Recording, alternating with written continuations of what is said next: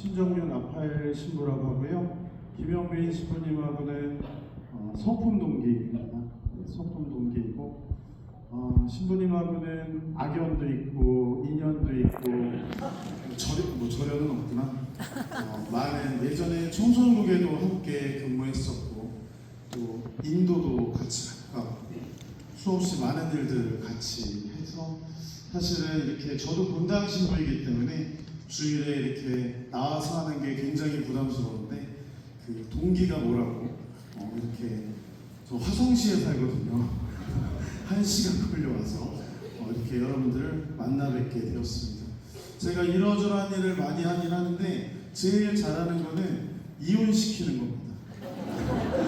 제가 이혼 전문 변호사입니다. 이혼 숙려 캠프에 가도 지지 않을 자신이 있습니다. 100% 이혼을 시켜드립니다.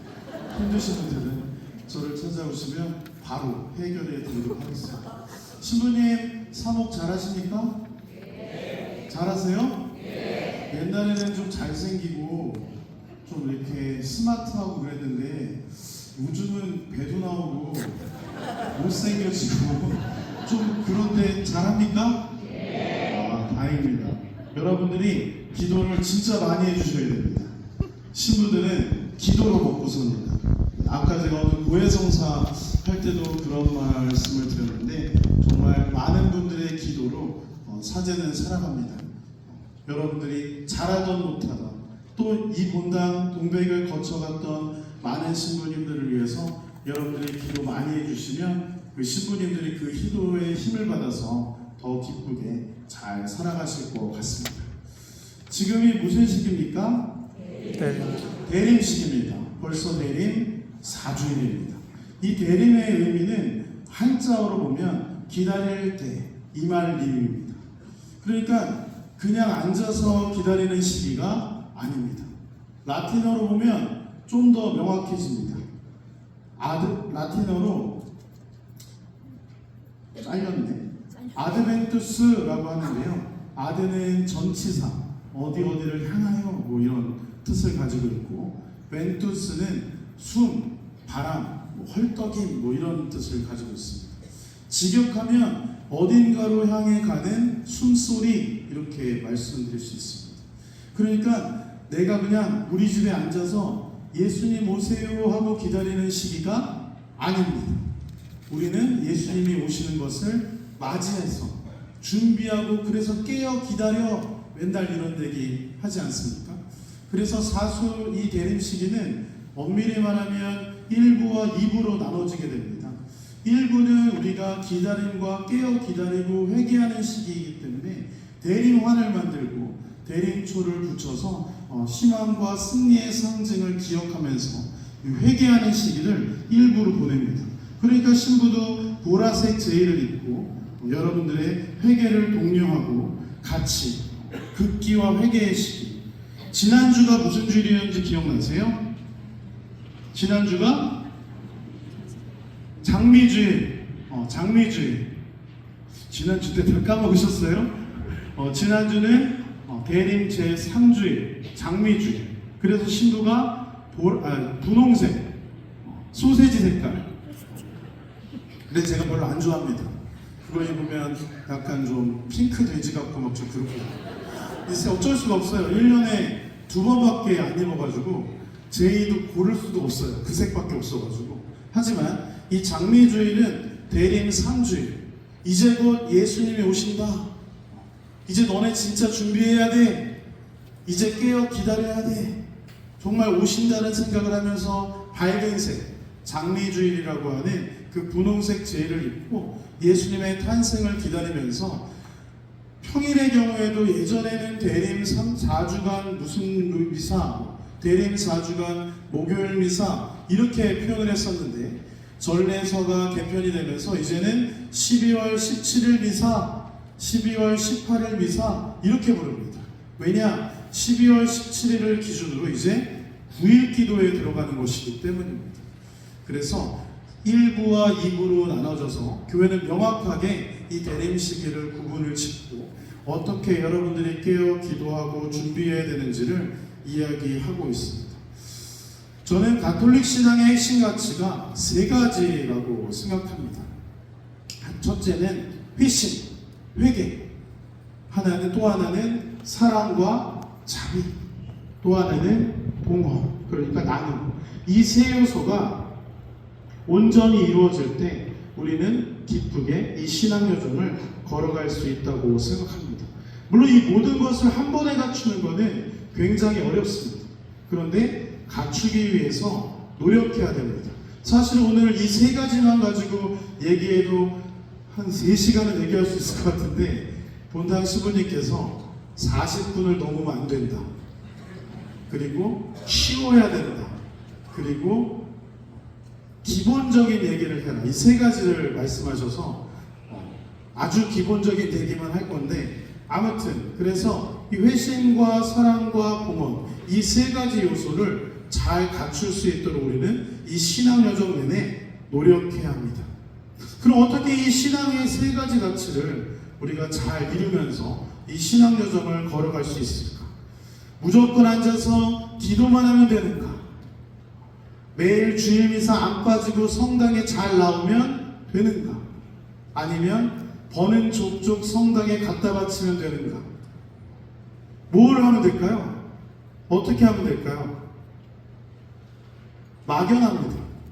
그렇지만 분명한 사실은 있습니다.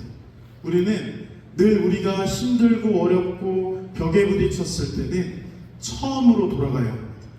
첫 마음으로 돌아가야 합니다. 더 나아가서는 세례대로 돌아가는 것입니다. 첫 번째 내가 품었던 이 성당에서 신앙을 갖게 됐었던 그 첫 마음으로 내 자신을 돌아봐야 합니다. 교부들이 이런 얘기를 했습니다. 화면 보이시면 함께 읽어볼까요?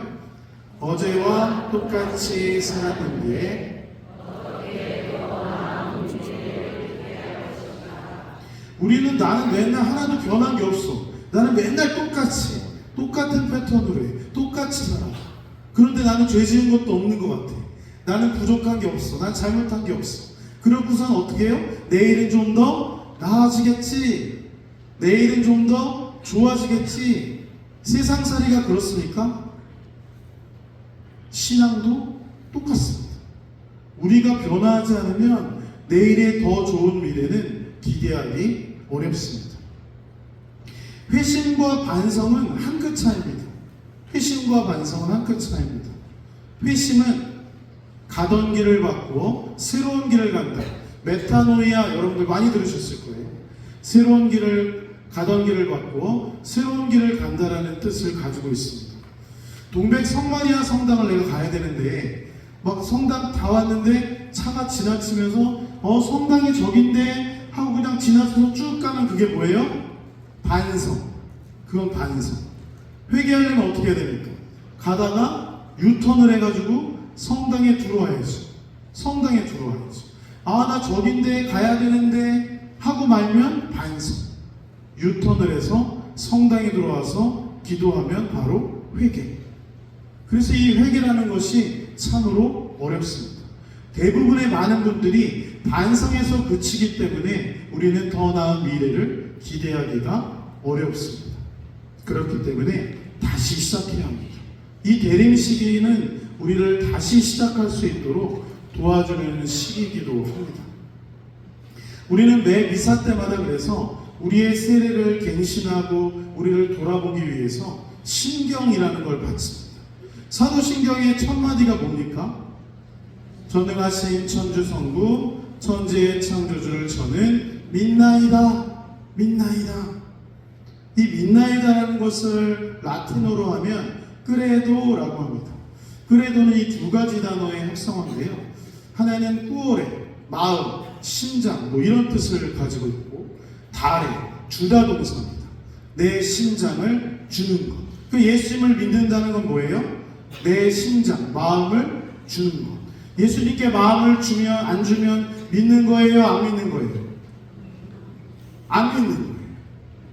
순교자들이 왜 우리가 순교자들 위대하게 보냐? 그분들은 내 마음을 직역하면 심장을 떼어서 예수님께 봉헌했잖아요. 그래서 피를 통해서 순교를 통해서 우리가 하느님께로 가는 방법을 보여주셨어요. 근데 우리는 지금 그렇게 하기는 어렵죠. 하지만 우리의 마음을 예수님께는 드려야죠. 우리 형제 자매님들, 우리 형제님들, 자매님들한테 심장을 떼서 줄 수 있습니까? 못 줘요? 그럼 안 사랑하는 건데. 그럼 반대로 우리 자매님들의 형제님들에게 심장을 떼서 줄 수 있습니까? 고개를 흔드는데. 그럼 이제 저를 찾아오셔야죠, 모두. 제가 보좌신부 때 신자들이 어떻게 하나 보려고 사도신경 첫 부분을 이렇게 했습니다. 원래 이제 앞에처럼 전능하신 천주, 성부하고 신부가 기도를 인도하잖아요. 근데 제가 어떻게 했냐면 전능하신 하느님과 그래봤어요. 그 어떻게 될게요? 400명의 신자들이 가슴을 치고 있었어요.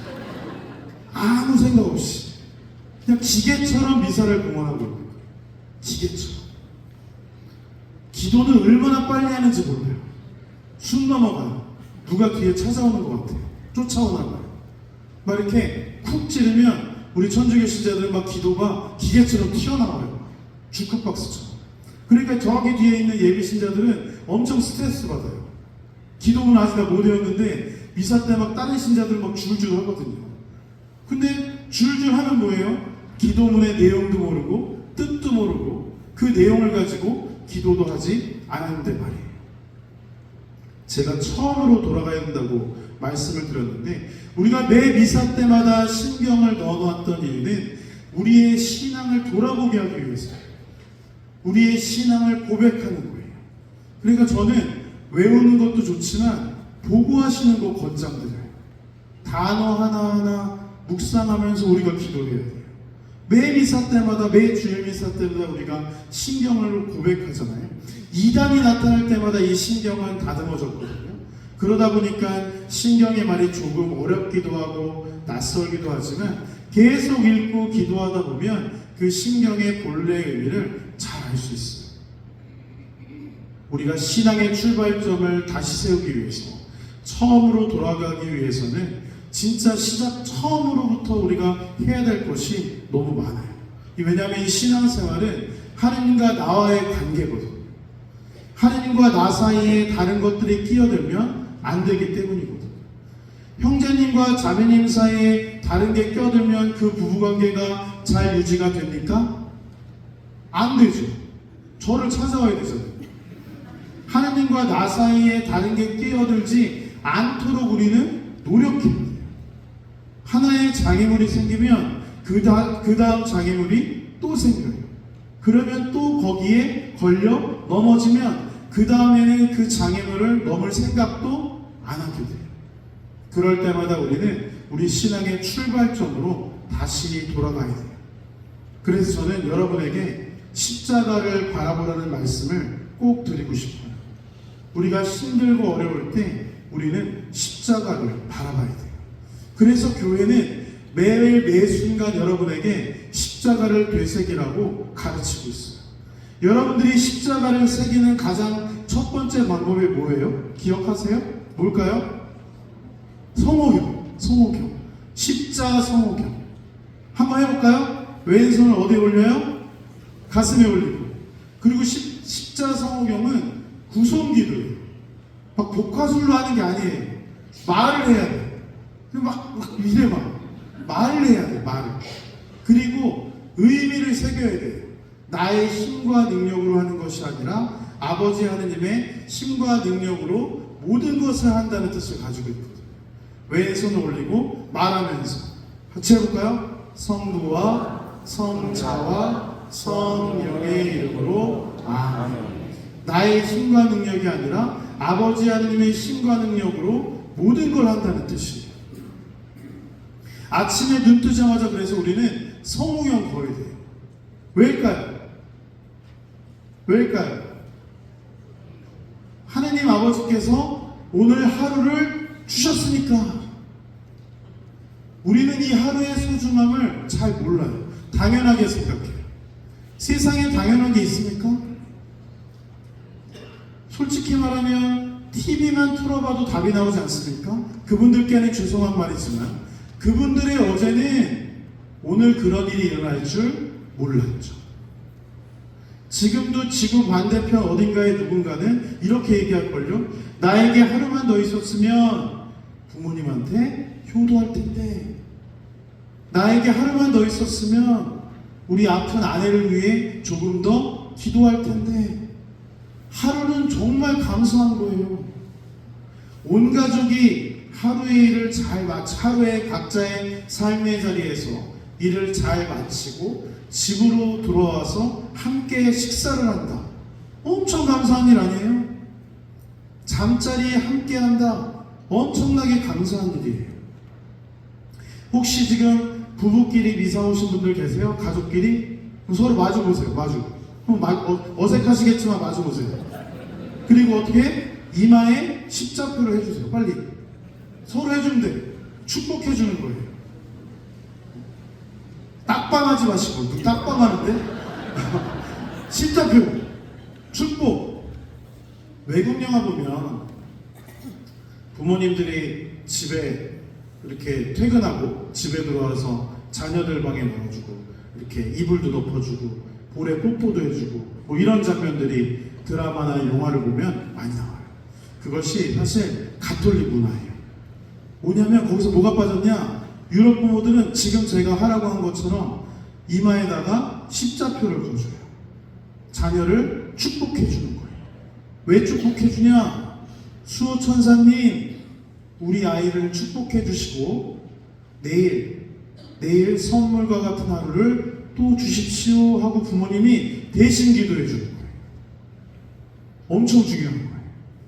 누워서 해도 돼요. 얼마나 좋아요. 부부끼리 해도 돼요. 자녀에게 해도 돼요. 성장했던 아내도 서로가 축복해 주는 거예요. 축복을 넘어서 앞서 말씀드린 것처럼 십자가를 나에게 새기는 행위예요. 제가 보좌신부부터 이 얘기를 했거든요. 최근에 보좌신부 때 중고등부 학생이었던 친구 혼배 미사를 제가 청계성당에서 하게 됐어요. 그런데 그 친구가 그 얘기를 하더라고요. 제가 보좌신부 때 그 십자표 하라는 얘기를 해서 부모님이 계속 해주셨대요. 그래서 자기도 앞으로 자녀를 출산하고 하게 되면 남편한테 십자표시를 해주겠다. 너무 감사했어요. 이거보다 더 훌륭한 교리 교육은 없어요. 아침에 나갈 때 형제님 출근하실 때 얼굴도 안 쳐다보고 다녀와봐 아니라 어떻게 해요?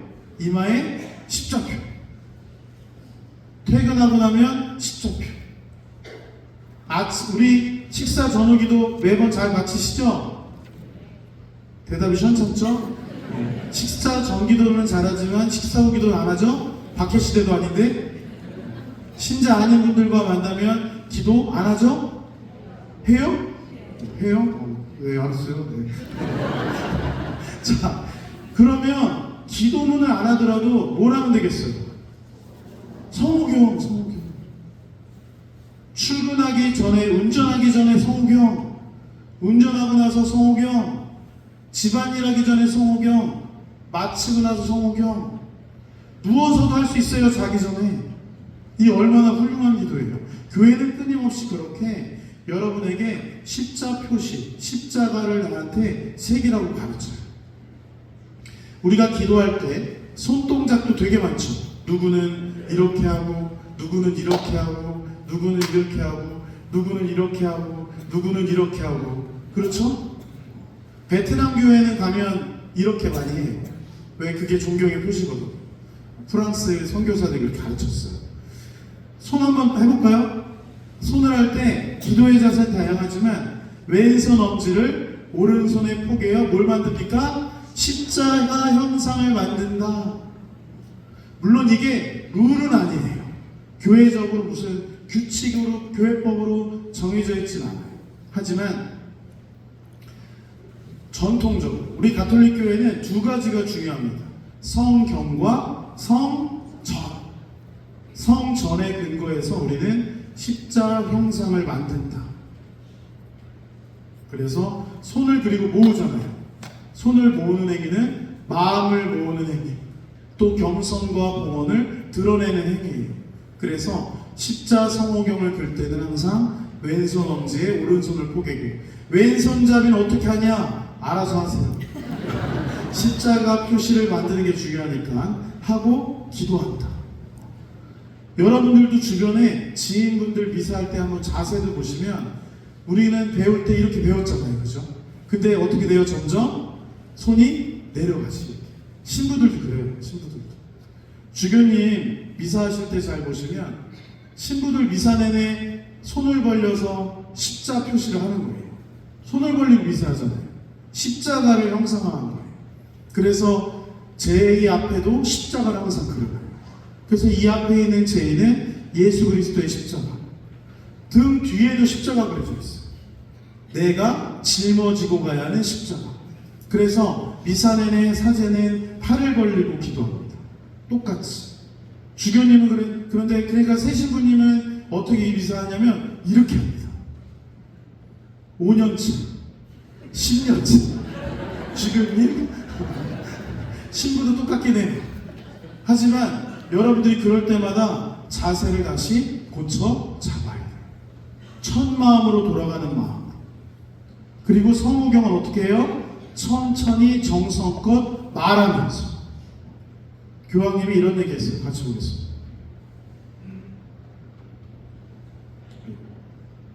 Come i bambini fanno il segno della croce. Fanno così. Non sanno cosa fanno.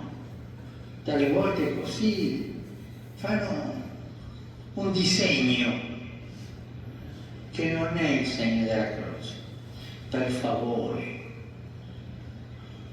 mamma e papà, nonni, insegnati ai bambini dall'inizio, da piccolini, a fare bene il segno della croce. Spiegarle che avere come protezione la croce di Gesù. 교황님이 똑같이 얘기하시죠. 십자가를 나한테 새긴다. 요한 크리소스토모 성인이 이런 얘기를 했습니다. 십자 성경을 나에게 새기면서 십자가에 못 박히신 주님의 상처를 바라봐라. 약간 더 의역을 하면 크리소스토모 성인은 성당문을 들어올 때 십자가를 바라보면서 윙크하라고 했어요. 윙크. 왜? 나 왔다고. 나 말이야 되게 힘들어 죽겠는데 오늘 성당 못 올 뻔했는데, 나 아파서 못 올 뻔했는데 예수님 나 오늘 성당 왔어요. 나 좀 봐주세요. 라고 하면서 윙크하라고 했어요. 근데 우리는 어떻게 해요? 성당 문 열고 들어오면 제일 먼저 하는 일이 뭔지 아세요? 내 자리에 누가 앉았나? 기분 나빠. 내 자리에 누가 앉았습니다. 왜 그 자리를 이렇게 고수하시는지 모르겠어요. 아무튼 들어오자마자 우리는 성수를 찍어서 또 뭐 해요? 십자 성경을 또 긋죠. 세속에서의 때를 버리고 저 성당문 안으로 들어오면서부터가 하느님 나라거든요. 그러니까 우리는 하느님 나라에 왔으니까 우리를 정화하는 의미로 우리는 성수를 찍어서 십자 성호경을 긋는 거예요. 그리고 어디를 바라보라고 해요? 보통 신부님들이 제대를 향해 인사해 이렇게 얘기해요. 성당의 중심은 예수님의 몸을 상징하는 제대거든요. 그리고 나서 요한 크리소스토모 성인은 십자가를 바라보라고 하는 거예요. 그리고 더 구체적으로는 십자가의 5 상처를 바라보라 이렇게 얘기해요. 성당에 들어와서 성수를 찍고 십자 성호경을 긋고 제대의 자기의 자리에 들어와서 십자가를 바라보면서 기도하는 거예요. 5 상처를 보면서 그 상처에 지난 일주일 동안 내가 겪었던 모든 일들을 같이 못 박으라는 얘기예요. 내가 힘들었던 것, 내 부족했던 것, 내 잘못들, 죄들. 저기 계신 예수님께서 그것을 다 안고 저렇게 우리 대신에 십자가에 못 박히신 거잖아요. 그럼 우리는 저 예수님의 십자가를 바라보면서 저 5 상처를 바라보면서 계속 우리를 정화하려고 노력해야 돼요. 그러니까 성당에 오자마자 해야 될 게 되게 많죠. 들어와서 성수 찍어야지, 십자 성호경 거야지, 제대 인사해야지, 그리고 자리에 잠시 앉아서 십자가를 바라보면서 기도해야지. 그 전에 할 게 되게 많아요. 그러니까 성당을 일찍 와야 돼요? 늦게 와야 돼요? 대충 와야 돼요? 일찍 와야 돼요. 일찍 와야 돼요. 늦게 오는 분들은 항상 늦게 온다. 신부들이 모를 것 같죠? 신부님들이 저 뒤에 누가 늦게 들어오는지 모르실 것 같죠? 다 보여요. 막 늦게 들어오면 막 다 보이는데, 다 보여요. 저도 보이는데 예수님이 보이실까요? 안 보이실까요? 보이시겠죠. 그래서 주님의 기도를 할 때, 특별히 주님 기도를 할 때, 주님의 기도를 할 때는 십자가를 바라보면서 기도하라가 교부들의 가르침이에요. 앞서 말씀드린 이유 때문이에요. 로마의 성지순례를 가보신 분들은 대부분 까따콤베라고 하는 지하 무덤을 방문하셨을 거예요. 거기 가면 이렇게 벽화들이 엄청 많거든요. 그러면 대부분의 벽화에 꼭 있는 그림이 바로 팔을 벌리고 기도하는 모습들이에요. 팔을 벌리고. 그래서 이 팔을 벌리는 자세는 하늘을 향하는 자세고, 내가 하느님을 향해 서 있다, 은총을 받으는 자세다, 이런 것이 전승에 계속 나와요. 그래서 사실은 미사전의 총지침 개정 전까지는 미사 때 신자들도 다 같이 주님의 기도할 때 팔을 벌리고 기도하긴 했어요. 근데 지금은 이제 개정이 되면서 주님의 기도 시간에 이제 아주 특별한 미사, 뭐 청년 미사라든가 피정 미사라든가 특별한 미사를 제외하고는 일반적인 미사에서는 사제만 팔을 벌리는 것으로 규정은 바뀌어 있는데, 어쨌든 이 팔을 벌리는 행위는 역시 내 십자가를 기억하라는 의미도 담겨져 있습니다. 지금 계속 제가 십자가 하니까 귀에서 막 울리죠, 이제. 아무렇지도 않으시구나. 계속 해야겠다. 자, 그러면 요한 23세의 교황님께서도 이런 얘기를 하셨어요. 같이 읽어볼까요? 주님께서 십자가에서 팔을 벌리신 것은 우리의 모든 것이 못 박힌 곳이 바로 저 십자가거든요. 죽음의 문제, 죄의 문제, 악의 문제, 모든 상처와 아픔과 배신이 함께 못 박힌 곳, 바로 거기가 십자가예요. 저 십자가가 죽음의 도구잖아요. 형틀이잖아요.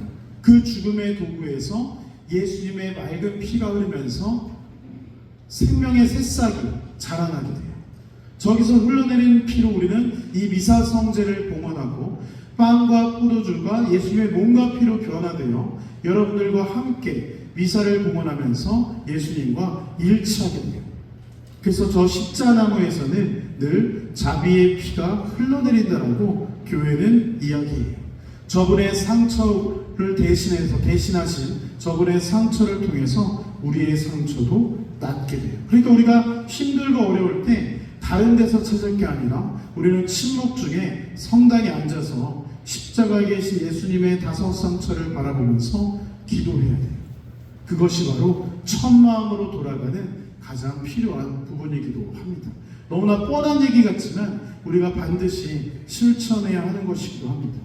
그래서 정말 우리의 모든 것이 못 박힌 곳이 십자가다라고 여러분들이 생각하고 계속 매일 매 순간 힘들고 어려울 때마다 십자가를 새기려는 노력들을 끊임없이 하셔야 됩니다. 교황님께서는 또 이런 말씀을 하셨어요. 어떤 이들은 주님을 만났던 기억을 잃고 자신이 만든 우상의 노예가 되어 오직 현재와 욕망에 매달리는 영적 치매를 앓고 있습니다. 영적 치매를 신학적으로 말을 바꾸면 신앙적 매너리즘이라고 말할 수 있어요. 매너리즘이에요. 매번 하던 대로. 우리가 이 신앙적 매너리즘에 빠지면 굉장히 어려워집니다. 내가 왜 이 힘든 신앙 여정을 걸어가야 되지? 내가 왜 성당을 가야 되지? 아니 왜 저놈의 신부들은 매번 나 죄 지은 것도 없는 것 같은데 고해 성사를 계속하라고 하지? 자, 여러분들 생각해 보세요. 하라는 것도 많죠. 성당은, 그죠? 하지 말라는 것도 많죠. 심지어 돈까지 드네? 그 왜 댕겨야 돼요? 적당히 자선하고 남한테 피해 안 끼치고 선하게 착한 맘 먹고 잘 사셔도 되잖아요. 그런데 굳이 하라는 것도 많고 하지 말라는 것도 많고 심지어 돈까지 내면서 나는 이 성당을 다녀야 하나? 안 궁금하세요? 나는 되게 궁금한데. 우리는 끊임없이 기도를 통해서 하느님께 이 질문을 하는 거예요. 나 왜 불러주셨어요? 나 오늘 왜 여기 불러주셨어요? 하느님 왜 나 신자로 만들으셨어요? 나 왜 세례받게 했어요? 나 지금 집에서 편하게 쉴 수 있는데 왜 이렇게 주일날 성당에 오게 만드셨어요? 라고 우리는 질문해야 돼요. 그것이 바꿔 얘기하면 기도라고도 할 수 있어요. 그 시작은 반드시 십자가여야 합니다. 신앙열 중에 우리가 신앙적 매너리즘에 빠지면 흙과 같은 마음이 딱딱하게 굳어져요. 성경의 표현에 의하면 마음이 사막과 같아지는 거예요. 그렇게 굳어지면 우리는 하나님 나라의 그 좁은 문을 통과할 수 없을 뿐더러 우리는 점점 무뎌질 것이고 앞서 말씀드린 것처럼 신앙적 매너리즘에 빠지게 되어 있어요. 그래서 우리는 십자가를 늘 새기고 십자가를 안고 살아가야 돼요. 우리는 자꾸 십자가를 남에게 전가할 때가 있어요. 나는 하나도 잘못한 게 없는데 다 쟤 때문이야. 교황님께서 그런 말씀하셨어요. 고해성사 하는데 제발 이제 네 얘기 다 들었으니까 이제 네 얘기 좀 해봐. 이제 남의 얘기 다 들었으니까 네 얘기 좀 해봐. 네 얘기 좀 하라고. 우리 교구 어느 성당 가시면 고해소 앞에 대문짝만하게 써 있어요. 남 탓하지 마시오. 그 얘기는 내 십자가를 다른 사람에게 전가하는 거예요. 우리 뒤에 있는 십자가를 외면해서는 절대 안 돼요. 십자가를 끝까지 짊어지고 가야만 우리는 예수님과 함께 꿈을 이룰 수 있어요. 여러분들 가늠한 여인의 비유 기억나십니까? 성경 속에 가늠한 여인의 비유 한번 볼까요? 눈은 눈으로 이는 이로 갚아서 너희가 들었으니 내가 남에게 이르노니 악에 서서 누구든지 네 오른쪽 구면을 하시고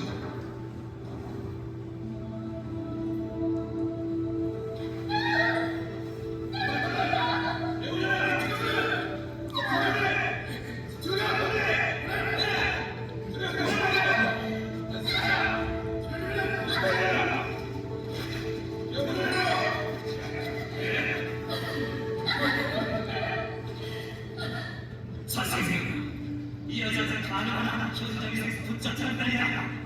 모세는 율법에 이런 여인을 돌로 쳐서 명령하였거니와 선생은 뭐라 말하겠나요?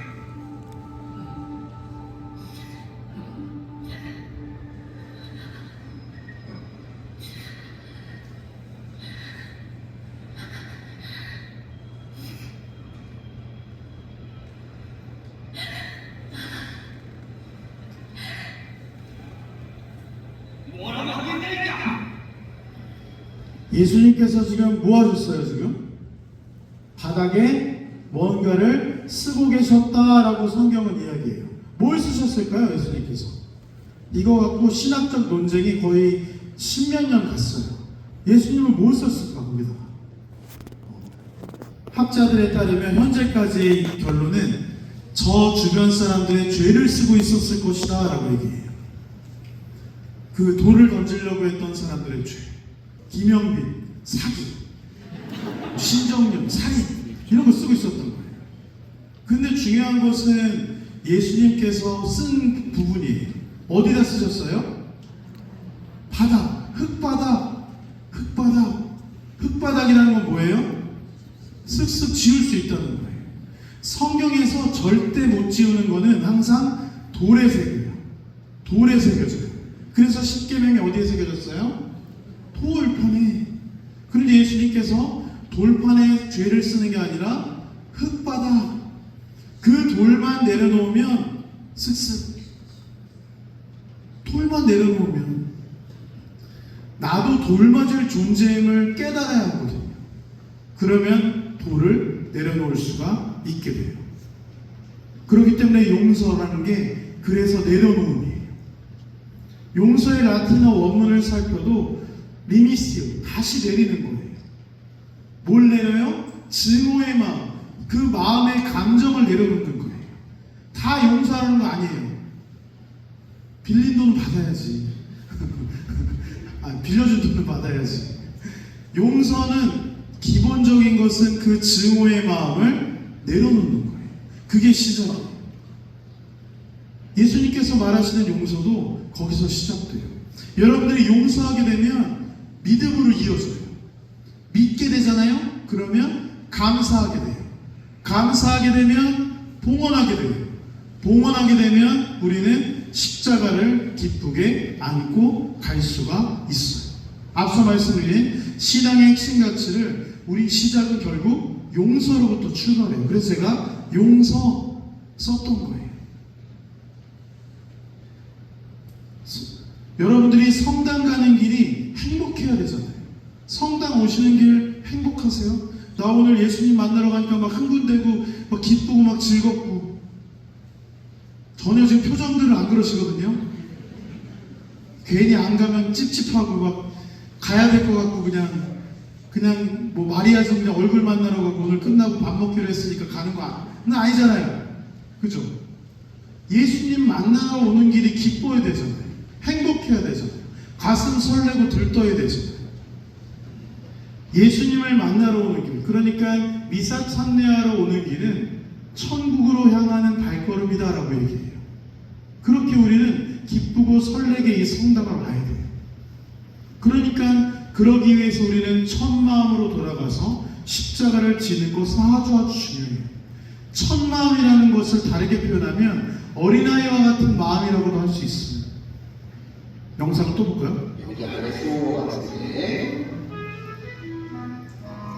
어디 여기 없네. 이쪽 여기 오네 얘가. 여기도 없네. 이쪽인가? 어디지?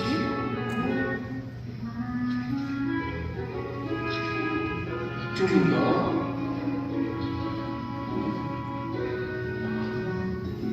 몇 번인가? 스스로가 나오는 것 같은데 없네. 저쪽인가?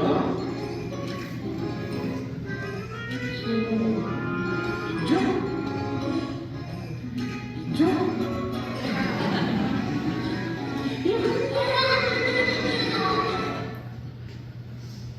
예수님이 우리를 바라볼 때 저는 저럴 것 같아요. 우리의 모든 걸 알잖아요. 우리의 머리카락 숫자까지도 알고 있어요. 우리를 위해 졸지도 잠들지도 않는 것. 예수님한테 숨겨봐야 뭐예요? 형제님한테는 숨길 수 있어요.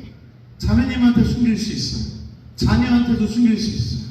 근데 하나님한테 숨겨봐야 뭐예요? 다 아시는데. 모르시는 척 하는 거지. 모르시는 척 하면서도 예수님께서는 끝까지 사제라는 도구를 통해서 들어주시려고 하는 거예요. 항상 기다리시는 거예요. 그래서 돌아온 탕자라는 렘브란트의 그림을 보시면 예수님, 하느님을 표현한 그 아빠의 한쪽 눈을 멀게 그려놨거든요. 눈이 멀도록 동구박에서 아들이 오는 걸 하염없이 기다리는 것이 바로 하느님의 마음이거든요. 우리가 하느님을 만났을 때 하느님께서 우리에게 뭘 물어보실 것 같으세요? 내가 이제 마지막 날에 하느님을 만나러 가. 하느님을 만나는 그 순간에 하느님은 우리에게 무엇을 물어보실까? 아까 제가 처음에 했던 것처럼 성당에 잘 다녔느냐? 봉사 열심히 했느냐? 봉헌 잘했느냐? 그런 거 물어보지 않아요. 십자가의 성유하는 이렇게 얘기했어요. 함께 읽어볼까요? 우리 삶이 저물었을 때 우리는 사랑에 대하여 심판을 받을 것입니다. 사랑에 대하여 심판을 받을 거래요. 저도 동의합니다.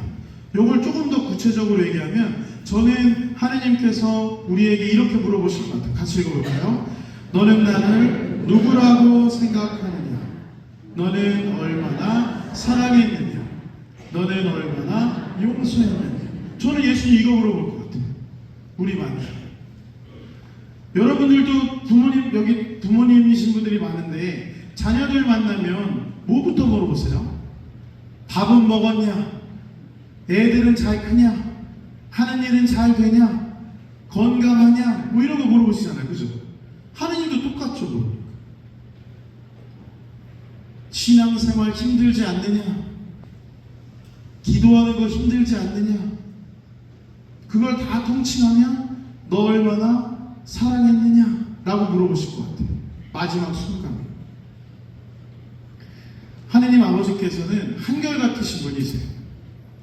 너희가 늙어가도 나는 한결같다. 너희가 백발이 되어도 나는 너희를 지고 간다. 내가 만들었으니 내가 안고 간다. 내가 지고 가고 내가 구해낸다. 구해낸다. 여러분들이 하나님 앞에 숨김없이 온전히 신앙 여정을 기쁘게 잘 걸어갈 때, 내 십자가를 다른 사람에게 전가하지 않고 기쁘게 짊어지고 나아갈 때, 어렵고 힘든 걸 하는 것이 아니라 가장 기본적인 것에 충실하면서 이 신앙 여정을 걸어갈 때, 힘들고 어려울 때마다 다른 것에 눈을 돌리는 것이 아니라 당신께 찾아와 옛날 표현으로 부복하고 기도할 때, 우리가 할 수 있는 부분에 대해 최선의 노력을 다할 때 아무리 해도 안 되는 그 나머지들을 하느님 아버지께서는 충분히 채워주신다라고 했습니다. 아빌라의 성녀데레사의 기도방에 항상 붙어 있었어요. 무슨 말이 있냐면 같이 읽어볼까요? 오직 하느님만으로 충분합니다. 하느님만으로 충분합니다. 그러기 위해서, 이 말을 새기기 위해서라도 여러분들은 꼭 십자가 새기는 일, 십자가에 나를 못 박는 일을 게을리해서는 안 됩니다. 예수님께서 우리에게 바라시는 것은 다른 게 없습니다. 온전한 고백입니다. 우리가 이렇게 하느님께서 우리에게 고백을 원하실 때 제가 이렇게 얘기합니다. 주님께서 여러분과 함께 또한 사제의 영과 함께 마음을 드높이 주님께 올립니다. 우리 주 하나님께 감사합시다. 마땅하고 옳은 일입니다. 모든 걸 맡겨드리는 것이 당연하고 정의로운 일이기 때문에 우리는 매 순간마다 미사 때마다 이렇게 기도하는 것입니다. 그렇기 때문에 이제 열쇠는 여러분에게 공은 넘어갔습니다. 결단을 내리셔야 합니다. 여러분들이 움직이셔야 합니다. 매번 사순 구할 때 신부들에게 좋은 얘기 많이 들으셨을 거 아니에요. 엄청 많이 들으셨을 거예요. 지금도 유튜브만 틀어도 황창현 신부님도 강의는 외울 정도로 들었어요. 그런데 나는 매번 그 자리에 머물러 있어. 그러면 우리에게는 변화는 일어나지 않아요. 저도 오늘 되게 원론적인 말씀만 드렸어요. 결단을 내리셔야 돼요. 실행에 옮겨야 돼요. 다른 데가 아니라 여러분 삶의 자리에서 그렇게 살도록 노력해야 돼요. 그렇게 해야만 우리는 우리의 신앙의 출발점을 다시 수정하고 이 신앙 여정을 기쁘게, 정말 이 성당 오는 발걸음이 행복하고 기쁠 수 있습니다. 결단을 내리셔야 돼요. 오늘 이제 남은 대림 시기 동안 다시 한번 여러분의 삶을 돌아보시고 여러분의 신앙 여정도 돌아보시고 보다 더 사랑하고 더 기쁘게 용서하고 더 행복하게 희생하는 신앙 여정 걸어가시기를 저도 기도하도록 하겠습니다. 오늘 주님의 기도할 때 앞서 말씀드린 것들 기억하면서 같이 주님의 기도 잘 봉헌했으면 좋겠고, 이제 이 강론 끝나고 나서 이제 사도신경 봉헌을 하게 되는데, 신경할 때도 잘 보시면 밑줄 친 부분에서 고개를 숙이십시오 이렇게 나오거든요. 잘 고개도 안 숙여요. 성부, 성자, 성령 할 때 우리는 존경을 표하면서 고개를 숙이게 되거든요. 단어 하나, 의미 하나를 새기면서 오늘 이 복된 미사 함께 같이 봉헌했으면 좋겠습니다. 모두 일어나십시오.